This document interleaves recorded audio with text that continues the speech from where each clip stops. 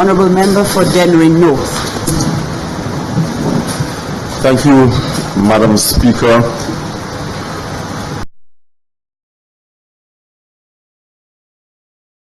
Something you cited in your opening statement when you mentioned Journée Creole celebration. Madam Speaker, I want to place on the record my appreciation to the people of the Mabrea Valley, Larissus in particular, for hosting Journée Creole 2017. And notwithstanding the fact, Madam Speaker, that we had thousands and thousands of people who came into our community to celebrate with us, there wasn't a single incident reported that made the work of the police more difficult than it ought to have been. I think it's a reflection of the maturity of our people, Madam Speaker, and I think I should preface my short contribution to this debate with that particular comment. Madam Speaker, as a true patriot and someone who has a vested interest in the well-being of our country, I wish the situation confronting St. Lucia today was as favorable and as rosy as presented by the Prime Minister and the member for Ancillary Canneries. Madam Speaker, it is obvious that the reality on the ground is at variance with a lot of the pronouncements that have been made in here. A lot of forecasting, a lot of projections, Madam Speaker, and the hope to a population in which people, Madam Speaker, are crying for relief, where people are looking for escape routes from the challenges that confront them today. Madam Speaker, I'm happy that today we had a change in disposition by the member for Ancillary Canneries. There were no insults, and you could have seen that he tried very desperately, Madam Speaker, to be constructive, even though a lot of what he said would not find favor with us on this side of the House. And so we must commend him, Madam Speaker, for the marked improvement in behavior. Madam Speaker, a point that was made earlier on by the Leader of the Opposition. Last night it was drawn to my attention very late, Madam Speaker, that there were changes to the order paper, and that 4 pieces of legislation that were down for first reading only, Madam Speaker, would be going through all 3 stages today. I think, Madam Speaker, that late notice is unfair, and it puts the opposition in a situation where we are not able to fashion a very constructive and objective debate on those pieces of legislation, Madam Speaker. And so I want to appeal to the Prime Minister and the government that in future you give sufficient notice so that we can come in here and engage in constructive and objective debates. Madam Speaker, I came in this morning ready to speak, ready to contribute to the debate on all the monies that will be borrowed today, Madam Speaker, to finance the capital and the recurrent expenditure programs of the government. Madam Speaker, I saw this morning or today as yet another opportunity for us as parliamentarians to raise the profile of a parliament, Madam Speaker, that has been victimized, a parliament, Madam Speaker, that has suffered immense damage to its reputation, Madam Speaker, a parliament whose conventions have been violated and disrespected, a parliament where insults and personal attacks have become the order of the day, a parliament in which members blatantly disrespect each other with impunity. And Madam Speaker, it should not take you, as Speaker of the House, to posture as a prefect, a school prefect, or a headmaster, Madam Speaker, to quote-unquote bring honorable men and women into line. We must understand the seriousness of the task that have been given to us by our constituents. We are supposed to lead by example, Madam Speaker. And in recent times, Madam Speaker, when I make the rounds through my constituency, the feedback and the general disposition that people have as it relates to our parliament, Madam Speaker, is one that we would want to forget. But today, Madam Speaker, I think we've done fairly okay in that respect up to this point. Notwithstanding, Madam Speaker, a short while ago, the Prime Minister and member for Liquid South, after having clarified to him what the standing orders were saying, Madam Speaker, he assumed a very defiant posture and he insisted to you and the Honourable House that his position was correct.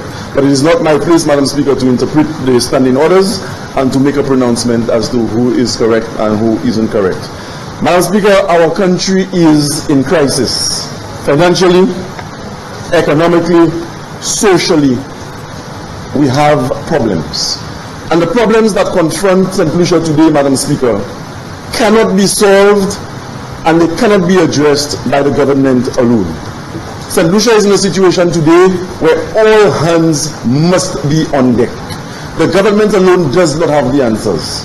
Notwithstanding the pronouncements and all the figures that have been bandied around by the Prime Minister and the Tourism Minister, Madam Speaker, the situation on the ground in the various communities of our country, that situation is bad. And so the time has come for us on both sides of the political divide to put our politics aside and work objectively for the people of St. Lucia. Madam Speaker, the government must set the tone. They must set the pace. But how does a government set the tone for the rest of the nation? How does the government set the tone for the Parliament, Madam Speaker, when they pick fights with any semblance of opposition to the posture of the government? Madam Speaker, I took the order paper and it said borrowing, Madam Speaker, in a certain amount. But where was the details to accompany the amount that is being proposed for borrowing? Madam Speaker, would it be wrong for me to, Madam Speaker, assume that just picking up a piece of paper which says standing order, motions, Madam Speaker, the order paper, that the money being borrowed by the government will be used for things to give members on the other side political advantage? Madam Speaker, why are we borrowing so much money today? Why is the order paper so devoid of information? We were criticized for borrowing. And I remember sitting on the other side of this Parliament. And every time we came to Parliament to borrow money to finance the programs of our government, Madam Speaker, we were chided, we were criticized, and some of the most disparaging statements were made right in this Parliament, Madam Speaker, to give the impression, not just to people in here, but the wider community, that we were reckless and we were a wicked government plunging St. Lucia into debt after debt after debt situation. So today, Madam Speaker, the government that promised so much, the government that promised ching-ching in the pocket, the government that promised that when it got into government, it was going to handle a crime situation, is doing even worse than we did, Madam Speaker. But you know what is good about our borrowing, Madam Speaker? You can go into every community in St. Lucia and you can see projects and you can see things that were done with the money that we borrowed. You have been in government for almost 2 years. What do you have to show for your 2 years with your level of borrowing? And if we were, Madam Speaker, to extrapolate the figures and to forecast, Madam Speaker, what is coming, it will not be, Madam Speaker, long before this Prime Minister gets the unenviable tag of being the first to take St. Lucia to the IMF. And Madam Speaker, don't be too concerned about what you hear coming from the other side. It is a day for politics. It is a day for MPs to come, Madam Speaker, and convey a particular impression to the populace. But we know differently. And when I go into the constituency, when I drive through the different communities of St. Lucia, the cries on the ground, Madam Speaker, reflect a reality that is not consistent with a lot of what we hear coming from the other side of this honorable chamber. Madam Speaker, the revenue streams are not doing well. And that is why the leader of the opposition had to ask the Prime Minister to come here and make a very categorical statement, Madam Speaker, about the state of the economy. But he refused. But instead, the Prime Minister chose to engage in semantics in terms of a methodology that should be used to put questions to him. I think St. Lucians would have been happy today to hear the Prime Minister stand in this honorable chamber and tell a nation that is crying out for help, crying out for mercy, that these are the things he has in the pipeline and these are the benefits that we are reaping today. But Madam Speaker, again, it is politics. Again, it is an opportunity to come here and say things that are convenient to the ears. But we know differently, Madam Speaker, and it will not be much longer before the people of St. Lucia, whom you promised so much, will call on you to show slate for what you have done with their time when they entrusted you with the responsibility of looking after the well-being and welfare of this nation. Madam Speaker, in a time when money is not forthcoming, the government, as I alluded to, must lead from the front. We have to embrace belt-tightening measures. We have to show prudence with the finances of the nation, Madam Speaker.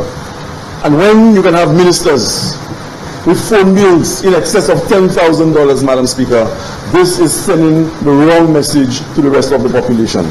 Madam Speaker, we have a situation in Benue South where the previous administration proceeded to install lighting fixtures on the Benue playing field. Madam Speaker, close to 2 years, the lights cannot be connected in Benue. And the word on the street is that, Madam Speaker, is that the lighting fixtures in Benue are deemed inferior for that particular constituency by the line minister, and that those lights have to be, Madam Speaker, transferred to another community, and I'm hearing that is supposed to go to Foaso. So, Madam Speaker, here we are again in borrowing mode. Here we are again with a government that promised ching-ching in the pocket. Here we are again with a government that promised so much, Madam Speaker, for the people of St. Lucia. But all we get today, Madam Speaker, are promises of I will do and we will do, and this is going to come. The people of St. Lucia cannot wait any longer. The people of St. Lucia are crying out for help. The people of St. Lucia are crying out for relief. And the time has come, Madam Speaker, for this government to rise to the occasion and deliver on the promises that you made to the people of St. Lucia. Madam Speaker, with these few words, I want to thank you for your indulgence, Madam Speaker, and I'm hoping that in the next motion I will have an opportunity to say a lot more with respect to the finances of the country at the moment. Thank you, Madam Speaker.